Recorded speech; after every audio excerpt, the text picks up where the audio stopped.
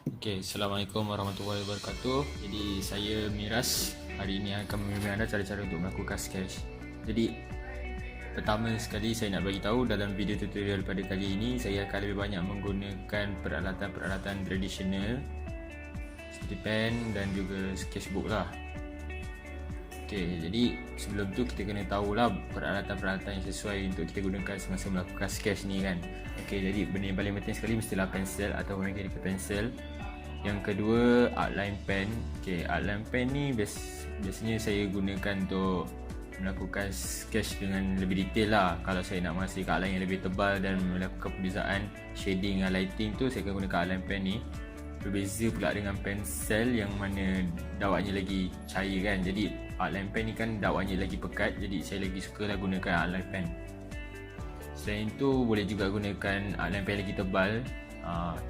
Dia sama je macam yang tadi, cuma ianya lebih tebal dan lagi memudahkan untuk melakukan hatching yang lagi mudah lah. Yang ni pula adalah Copic. Kebanyakan sketches akan gunakan juga Copic untuk melakukan shading.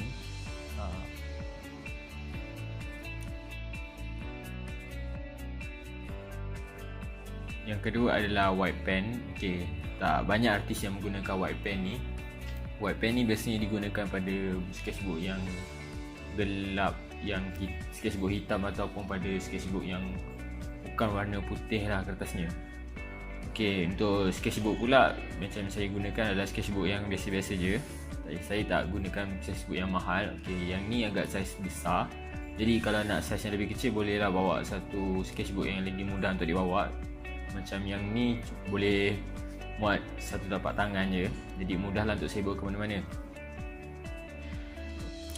Jadi tips pertama yang saya boleh kongsikan pada anda semua tentang sketch ni adalah cuba kita relaxkan tangan kita.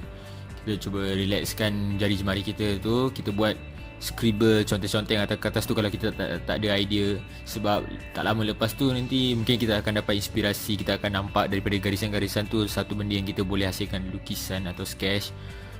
Analogi yang saya boleh katakan tentang sketch ni macam satu dalam kehidupan juga. Dalam kehidupan kita kan, sketch ni lebih kepada perjalanan itu sendiri berbanding satu destinasi tu. Macam dalam perjalanan kita mesti akan ada banyak halangan, cabaran tu semua kan. Macam tu juga dengan sketch ni. Masa kita akan mulakan sketch tu, kita akan nampak macam buruk, kita nampak macam kotor. Tapi apa yang saya boleh katakan, just relax and then teruskan aja sketch tu. And then cuba kita latih diri kita untuk tidak menggunakan pemadam. Sebab kalau kita terlalu bergantung pada pemadam, kita akan lebih kepada untuk rasa untuk menghasilkan satu benda yang sempurna. Sebab kita nak tengok macam ada kesilapan je, kita rasa kita nak betulkan, ada kesilapan je kita nak betulkan. Jadi cuba latih diri kita untuk tidak menggunakan pemadam. Sebab dengan berbuat macam tu kan, kita akan dapat melatih diri kita sendiri untuk lebih yakin pada diri kita. Jadi macam tu lah, kita kena sentiasa relaxkan tangan kita. Kita jangan takut lah kalau lukisan tu macam kotor ke, tak cantik ke. Sebab actually kan, semua artis yang kita tengok sekarang ni, dengan perfection yang kita nampak di sebalik kesempurnaan dalam lukisan, diorang tu sebenarnya ada banyak sketch-sketch yang kotor yang diorang pernah buat. Jadi jangan rasa malu kalau kita pun ada sketch-sketch yang buruk. Actually benda tu lagi bagus sebab kita boleh nampak progress kita sendiri kalau kita kumpulkan semua sketch-sketch kita yang buruk-buruk tu. Jadi jangan rasa malu lah untuk kita mempunyai sketch yang buruk.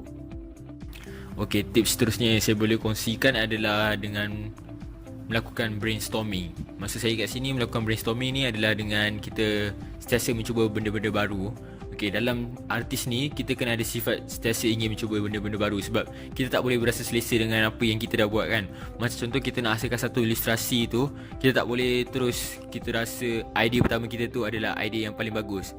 Tak boleh. Kita kena terus buat, kita kena rasakan idea kita tu tak cukup bagus. Lepas tu kita cuba buat sketch yang lain pula. So daripada sketch-sketch yang kita kumpul banyak-banyak tu, baru kita brainstorming and then kita pilih mana yang sesuai. Jangan ada sampai, kalau kita nak hasilkan ilustrasi tu, jangan ada satu sketch je lah. Lebih baik dua ataupun lebih lah untuk kita melakukan brainstorming tu sendiri. Daripada situ kita boleh tengok lah progress kita tu macam mana dalam kita menghasilkan idea kita. Dan akhir sekali, cuba kita galakkan diri kita untuk melakukan sketch halus, refine sketch lah. Kalau lawan dia tu pula adalah rough sketch, Okay, apa beza antara rough sketch dengan refine sketch ni kan? Macam rough sketch ni maksudnya kita tak ada idea lagi time tu. Kita macam bila tengok tadi kita ada rasa art block, lepas tu kita cuba conteng-conteng je kan. Okay, itu adalah sketch kasar. Tapi bila sketch halus ni kita dah ada idea. Maksudnya idea kita tercetus daripada hasil kita punya brainstorm dengan kita punya sketch kasar tadi tu, and then kita combine kan, kita dapat hasilkan satu idea baru, and then kita buat lagi satu sketch yang lebih halus, yang lagi banyak detail. Okay, kat situ adalah satu step yang seterusnya lah. Bila kita dah melakukan lebih banyak detail dalam kita punya sketch tu. Macam contohnya kalau yang asal tu just tak ada mata, tak ada mulut, tak ada muka kan. Tapi bila masuk sketch yang halus ni, kita dah letak expression kat watak tu. Okay, bila anda semua menggunakan sketch halus ni kan, anda perlu menggunakan peralatan alat pensel yang lebih halus lah. Macam mata yang lebih kecil untuk menghasilkan lebih banyak detail. Tapi tak perlu terlalu detail sebab ini masih sketch. Cuma cukuplah detail-detail yang boleh menterjemahkan lukisan tu. Okay, baiklah. Itu saja daripada saya pada kali ini. Sekian, terima kasih.